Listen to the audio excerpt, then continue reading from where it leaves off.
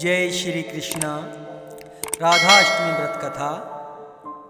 अगर आप चैनल पर नए हैं तो चैनल को सब्सक्राइब करें, वीडियो को लाइक करें।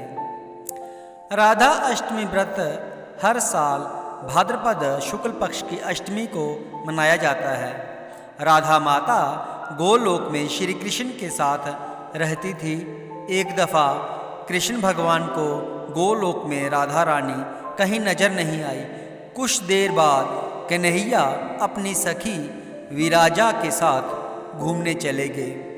यह बात जब राधा रानी को मालूम हुई तो उन्हें गुस्सा आया और वो सीधे कन्हैया के पास पहुंची। वहां पहुंचकर उन्होंने श्री कृष्ण को काफ़ी भला बुरा कहा। राधा रानी का यह रवैया भगवान श्री कृष्ण के प्यारे मित्र सुदामा को बिल्कुल अच्छा नहीं लगा। सुदामा ने उसी वक्त बिना कुछ सोचे समझे राधा रानी को पृथ्वी पर जन्म लेने का श्राप दे दिया।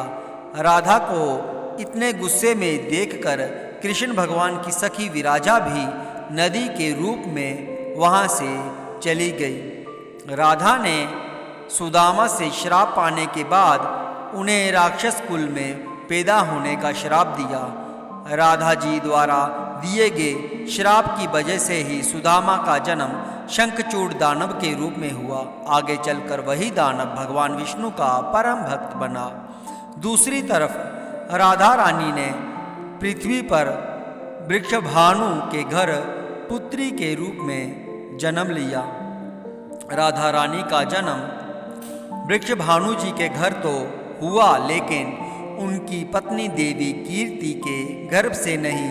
दरअसल जिस समय राधा मैया और सुदामा ने एक दूसरे को श्राप दिया था, तभी भगवान श्री कृष्ण ने कहा था कि राधा, आपको वृषभानु जी के और देवी कीर्ति की पुत्री बनकर पृथ्वी पर रहना होगा।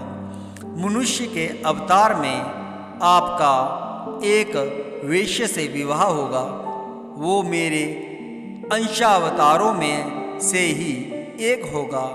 इस तरह आप पृथ्वी पर भी मेरी ही बनकर रहेंगी, परंतु हम दोनों को बिछड़ने का दुख सहना होगा। इसके बाद श्री कृष्ण भगवान ने राधा जी को मनुष्य योनि के रूप में जन्म लेने की तैयारी करने के लिए कहा। संसार के सामने वृषभानु जी की पत्नी गर्भवती हुई। जिस तरह एक बच्चा दुनिया में आता है, ठीक वैसे ही देवी कीर्ति का भी प्रसव हुआ। लेकिन असल में राधा माता का जन्म देवी कीर्ति के गर्भ से नहीं हुआ था। भगवान की माया से उनके गर्भ में वायु भर गई थी।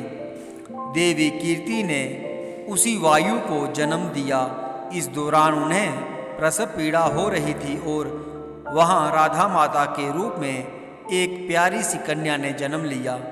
भाद्र मास के शुक्ल पक्ष की अष्टमी के दिन राधा मैया का धरती पर जन्म हुआ था।